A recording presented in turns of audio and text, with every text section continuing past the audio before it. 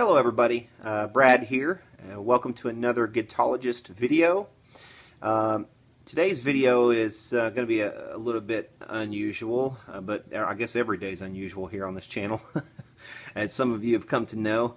I was in an antique mall today. I had to drop my daughter off to do some kind of weird Disney princess crap that she's doing for a camp this summer.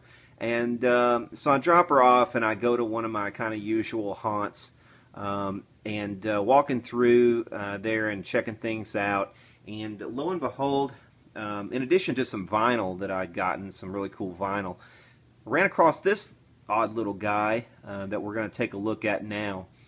At first glance, I knew exactly what it was, and the reason I knew what it was is because of the top, and you will see here we have a couple of places for some spools. Sorry about that.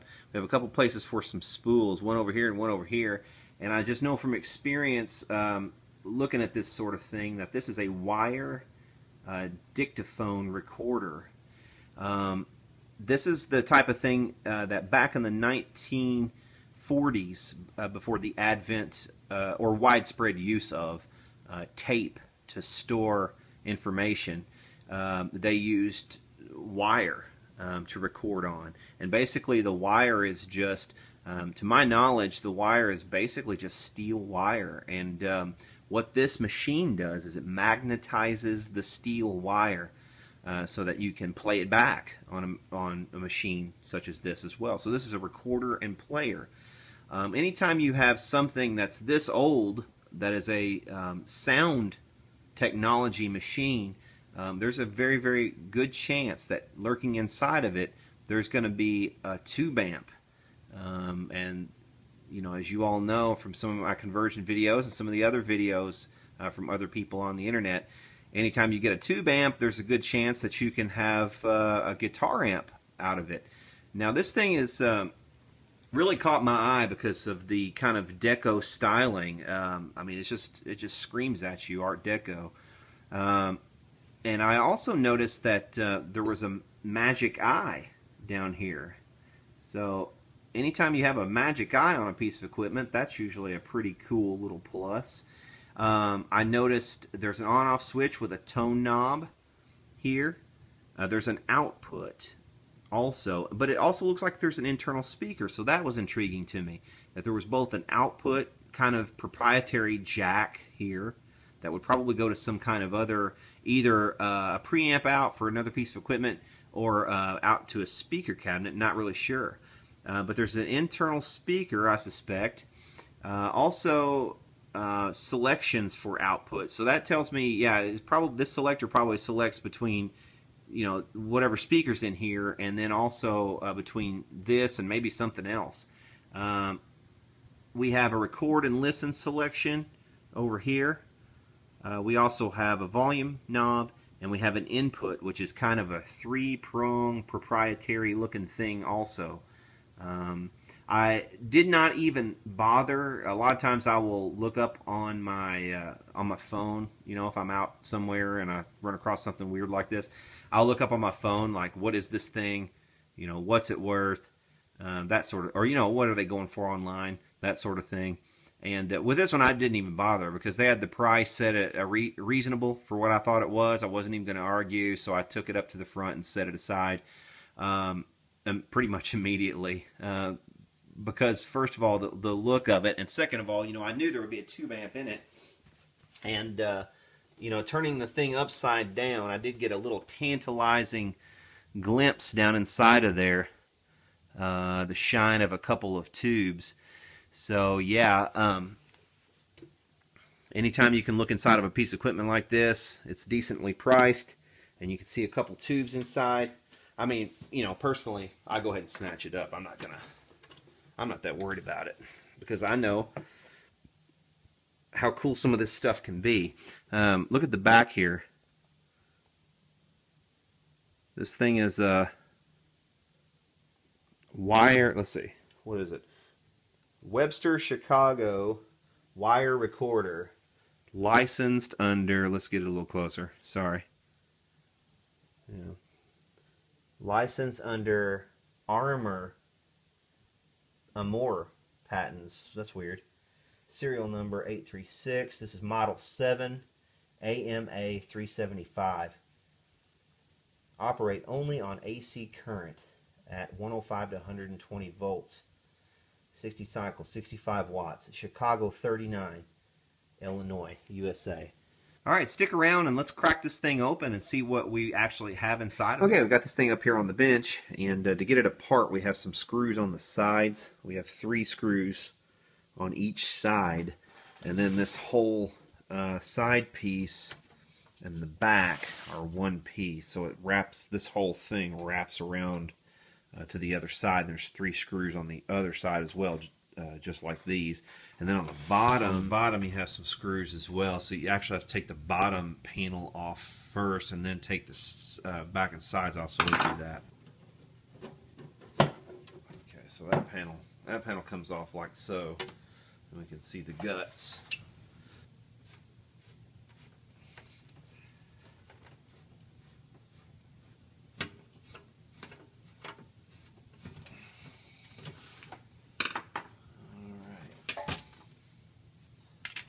That's all of our screws.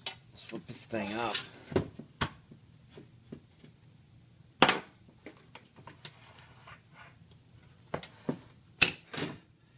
There's a little retainer here for the cord, and it just pops right off of there, it looks like.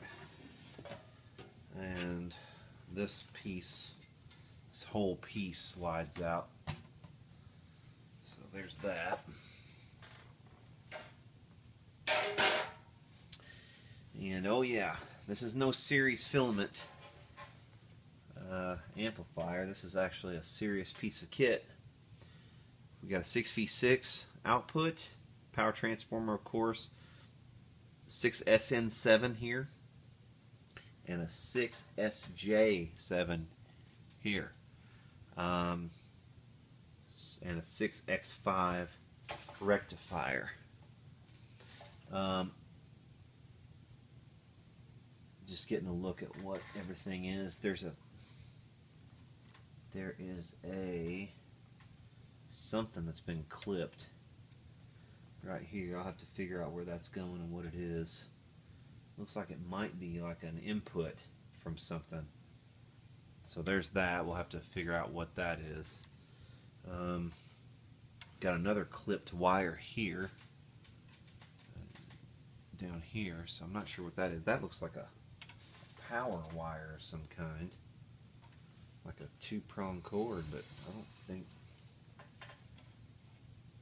it's like power cabling that's been used for another purpose, because it's been spliced in over here. It's going to the on-off tone switch right here. It's actually going to the power. Alright, so that is going to the power. Why would that be going to the power? Was that some kind of light perhaps? I don't know. We'll have to figure that out later. Schematic would really help on this thing. I'm kind of praying that I'll be able to find a schematic. I have not looked yet. I haven't even Googled really this thing. The only thing I Googled it briefly after I got home, just to kind of see, you know, what I had. And there was this thing should have come with like a little microphone, I think, and also another little cable, maybe, to go to another piece of equipment for these proprietary output and inputs. Here is our Magic Eye tube here. We do have a little speaker. This is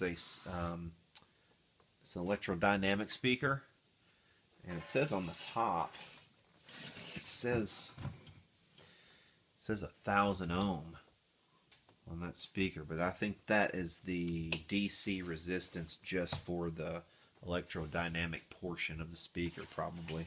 I measured, I had this off before, and I wanted to show you guys how it all came apart, so I put it back together so we could look at how it comes apart. And I did measure it, and it's 2 ohms on the speaker.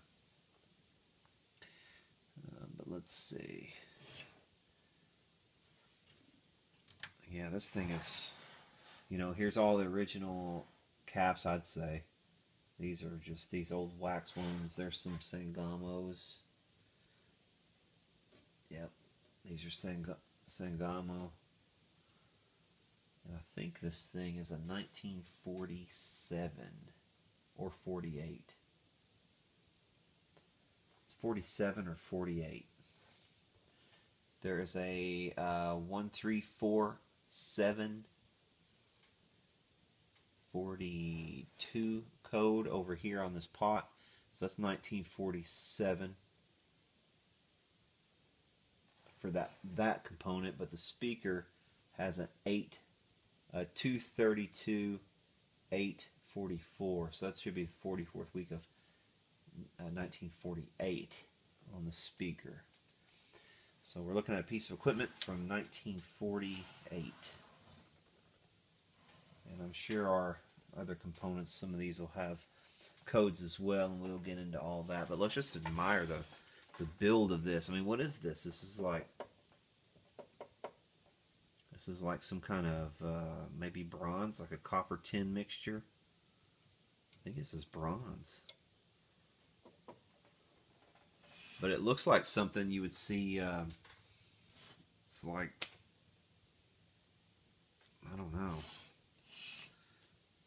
It's like steampunk heaven inside this thing with all this copper and bronze. But super cool. I'm kind of wondering what to do with it. I mean, I'd hate for the world to have one less wire recorder and just make an amp out of it. But at the same time, what am I going to do with a wire recorder? I mean, this is a technology that is pretty obsolete. I mean, it's well obsolete. It's not like tape. Wire recordings are very, very primitive. They're not. If you've ever listened to a wire recording, they aren't that great. You can basically, I guess that, maybe if you got a really nice microphone and a lot of signal to noise, going in, maybe you could get a decent recording on wire. But I don't know. The ones that I've actually heard briefly, they weren't anything to write home about. So I think what we have on our hands here is going to be a guitar amp only sort of project. So here's what I'm kind of thinking. First, we need to look at the schematic. So we're going to have to find a schematic for this thing. Hopefully, fingers crossed, we can find one. And then we will kind of look it over and see from there what we need to do with this. Obviously, I would like to be able to use our internal speaker with our amplifier in addition to some kind of external speaker jack that can be switched. Now, we already have a switch for our output, which could come in handy for that purpose. So we could keep this in mind, replace this output with a regular speaker jack, and have an input over here with a regular jack. We'll have to put some kind of plate here and then re-drill for a 1/4 inch input. But we'll have a 1/4 inch input, we'll have a regular 1/4 inch output, and we'll have a switch where we can switch between the internal speaker or an external speaker, or perhaps even both. The internal speaker being 2 ohms, it kind of limits what we can do if we wanted to do both. You'd have to hook up to an external 2 ohm speaker probably, and make it 4 ohms somehow.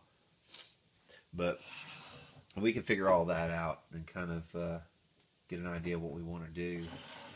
Here's our output transformer under here. Let's get a little closer look. I know you guys are probably struggling to see.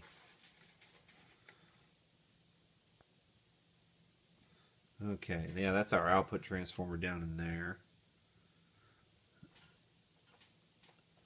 It doesn't look to me like this thing has been really serviced or messed with very much, if at all, over the years. Again, we have all these original caps, these paper wax caps. And then we have these Sangamos also. I'm not 100% sure what those are made of, but they don't hold up very well. I'm guessing this thing's probably going to need pretty much all new caps. There's another cap down in here. Some gum over here. This is our switch for, let's see, what is this switch? This is the record play switch. So that switches between record and play.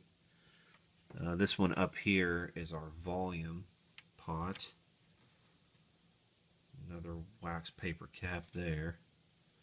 This is our input. And we're going to two different places, it looks like, with our input. We're going to one of our leads. It's coming over here to the pot, and another one of our leads, this is a ground. And then another one of our leads is coming through this wire down through here. It looks like it may be coming, I'm not sure which one it is. Actually, it looks like it might be coming up here and going to the, yeah, going to the 6 SJ7. So yeah, that's probably, this one is probably the real input that we need going to the 6 SJ7.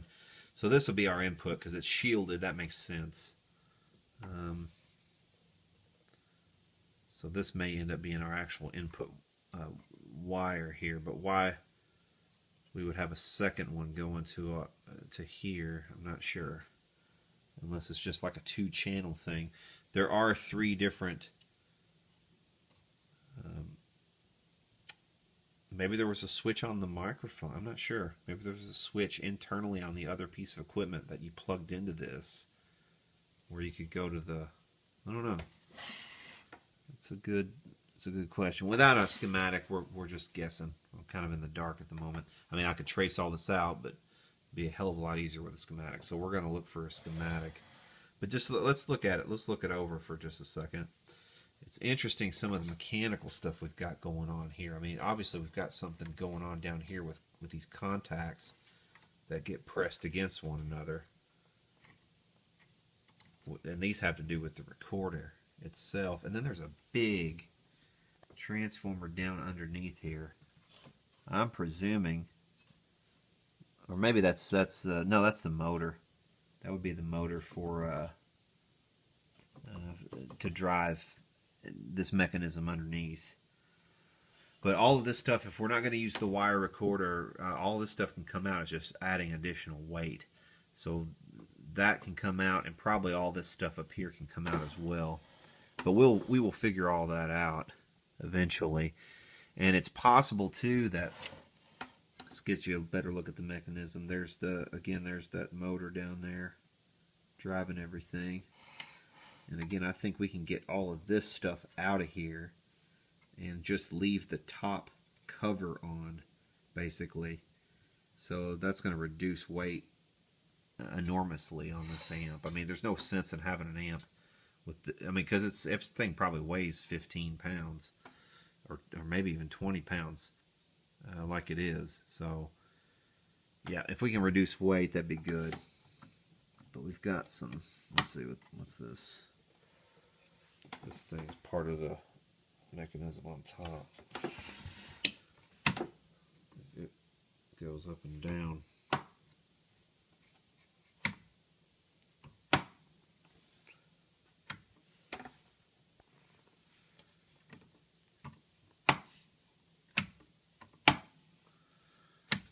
That might be what starts the recorder somehow. I don't know. Interesting. Or maybe changes speeds or something. But again, you know, I think all this stuff is probably going to come out. You know, I'll have to give this some thought and really kind of figure out what we want to do. There's some kind of little IF coil over here, or RF coil or something. Something's going on over there. Attached to a pot. So that's weird. So yeah, there's an adjustment pot here on the side going to a coil. Where the hell's that going? This pot's going up here to this switch, and this is part of our, what's this? This is part of our output. So what is that? Is that some kind of negative feedback adjustment, maybe? If it's going to output,